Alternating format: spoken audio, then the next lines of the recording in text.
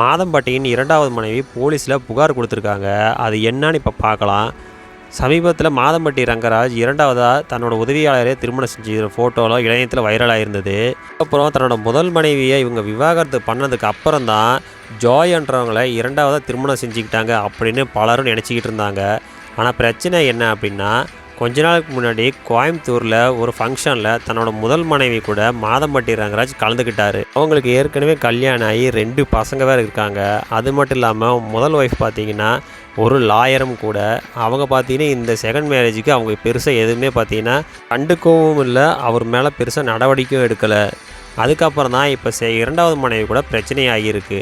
இப்போ அவங்க போலீஸில் ஒரு புகார் கொடுத்துருக்காங்க. என்ன அப்படின்னா, நான் இப்போ 7 மாதம் கர்ப்பமாக இருக்கேன், என்னை பார்த்திங்கன்னா இவர் கல்யாணம் பண்ணிக்கிறேன்னு சொல்லி ஆசை வார்த்தை காட்டி ஏமாற்றிட்டாரு அப்படின்னு இப்போது போலீஸில் புகார் கொடுத்துருக்காங்க. இதுக்கான காரணம் என்ன அப்படின்னா, அவங்க முதல் மனைவியை பார்த்திங்கன்னா விவாகரத்து செய்யாமையே இரண்டாவதாக பார்த்திங்கன்னா ஜாய்ன்றவங்களும் கல்யாணம் பண்ணியிருக்காங்க. இது இவங்களுக்கு பார்த்திங்கன்னா தெரியாமல் போயிருக்கு.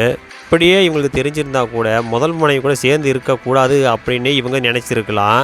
இப்போ பிரச்சனை என்ன அப்படின்னா, சொத்து தான் காரணம்னு நினைக்கிறேன். ஏன்னா இரண்டாவது மனைவியாக இவங்க இருக்கிறதுனால முதல் மனைவி இருக்கும்போது அதில் இருக்கிற எந்த சொத்துமே பார்த்திங்கன்னா இவங்களுக்கு வராது. அதனால் பார்த்திங்கன்னா கணவர் மேலேயே இப்போ புகாரும் கொடுத்துருக்காங்க. இது இப்போ புகாரோடு தான் நிற்கிது. இது இன்னும் குடும்ப நல வழக்கில் போய் அதுக்கப்புறம் இது எஃப்ஐஆர் ஆகி அதன் பிறகு இவங்க டைவர்ஸ் செஞ்சாங்களா இல்லையா, இதில் யார் கூட சேர்ந்து வாழ்கிறாங்க வாழலை அப்படிங்கிறது இதுக்கு மேலே தான் தெரியும். அது மட்டும் இல்லாமல் முதல் தாரத்துலேயே பார்த்திங்கன்னா 2 குழந்தைங்க இருக்காங்க. இப்போ பார்த்திங்கன்னா செகண்ட் மேரேஜுக்கு பார்த்திங்கன்னா இப்போ ஜாய் அவங்களுக்கு 7 மாதம் பார்த்திங்கன்னா இப்போ கர்ப்பமாகவும் இருக்கிறாங்க. இப்போ கர்ப்பம் ஆனதுக்கு அப்புறம் தான் இப்போ ஏதோ பிரச்சனையாகி இப்போது மாதம்பட்டி மேலே கேஸ் கொடுத்துருக்காங்க.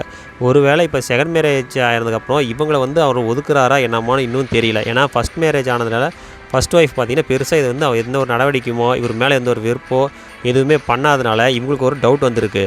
இந்த விஷயம் இன்னும் எந்த அளவுக்கு போகுது அப்படின்றத இன்னும் 2-3 நாளில் தெரிஞ்சிடும். ஏன் அப்படின்னா, இவங்க கேஸ் கொடுத்ததுனால இன்றைக்கி வெறும் புகாராக தான் கொடுத்துருக்காங்க. ஆனால் கேஸ் இன்னும் ஃபைல் ஆனதுக்கப்புறம் தான் மாதம்பட்டி அவங்கள கூப்பிட்டு விசாரணைலாம் நடத்துவாங்க. அதுக்கப்புறம் தான் இந்த பிரச்சனை பெருசாகும். ஆனால் இன்னும் 2-3 நாளைக்கு இந்த நியூஸ் பார்த்திங்கன்னா ரொம்ப பரபரப்பாக பேசப்படும்.